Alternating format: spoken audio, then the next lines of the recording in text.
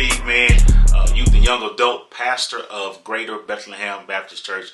Hey, man, listen, first of all, thank you again for just chopping it up with us and engaging and watching these videos.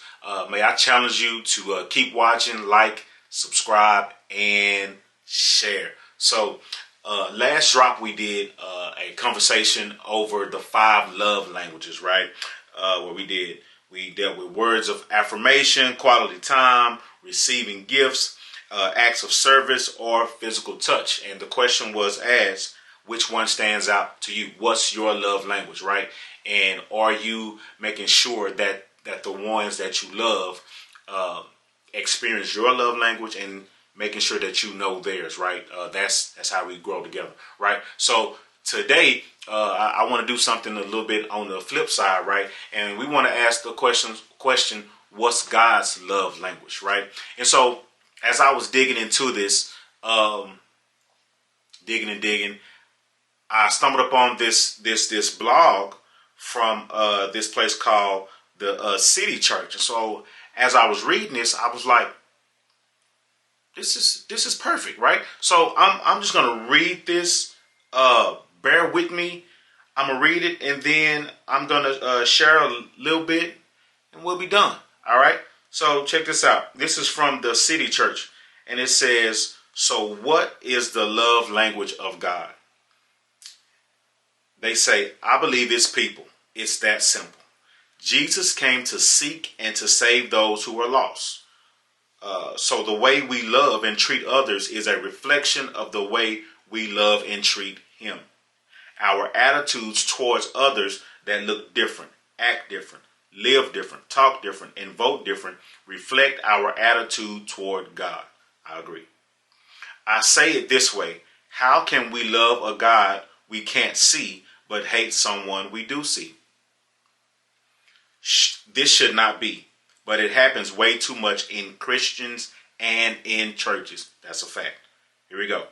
It's my conviction that every church should reflect the love language of Jesus and express it with open arms, open doors, acceptance, a desire to grow, and to do everything possible to reach others. Period. This is why we don't have time to debate between big church or small church, or lights or no lights, or this model or that model, when the love language of God is people. Man, I love this. Stay with me. He wants us to leave our preferred room and go into the room where He is and then be changed by His love. He wants us to lay down our resistance and to set aside our distractions and model His love language to those around us. So practically, I love people at His standard for me, not their standard toward me. Oh, that's good. I'm going to say that again. I love people at His standard for me, not their standard toward me. Oh, y'all, that's so rich. I don't play petty games with others, but rather I choose to maximize the game of life through the love of God. What could happen if Christ followers everywhere would go into the room where God is, connect with His heart, and begin reaching out to those around them? I believe whole cities and beyond could be saved. So please hear me. Reading the Bible, having good community, great worship, and times in His presence are monumentous in our faith. However, if it doesn't translate to how we love others, then something is disconnected. That's a fact. Almost done. This includes Christian to Christian, church to church, and Christian to non-Christian. It's full circle of our world, and I know what I'm writing about today happens way too often. We must choose to know the love language of God and connect with it and serve Him through it. Wow, that's a mouthful. So for me, it's simple. God's love language is people. How are we treating people? How are we responding when they hurt us?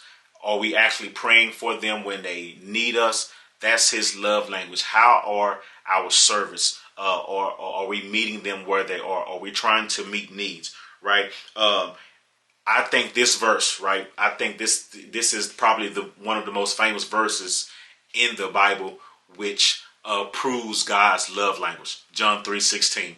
You know it. For God so loved the world that he what? Gave his only son, right? That whoever believes in him will have eternal life. And you know it, right? John 3:16 is God's love language. He gave his only son. He gave his best for people that didn't necessarily deserve it, but they needed it, right? When I think about my life and things that I've done, ways I've fallen short, right? I don't deserve God's love, but his love language is people. Better yet, his love language is me. I'm his love language. So he saw my need, so he sent his son. And his love language is you. He sees your need, and his son is for you, right? And so all we have to do is accept him, because his love language is people. And by faith, all we have to do is believe and walk in his love, right? So check this out. So I ask you, how are you doing with God's love language? Are you trying to get God to come into your room of preference when he's asking you to go into his room? Then he goes further to say, please, don't just settle to have your mind stimulated. Let your heart be open and burn ablaze with passion of God, which translates to how we love people.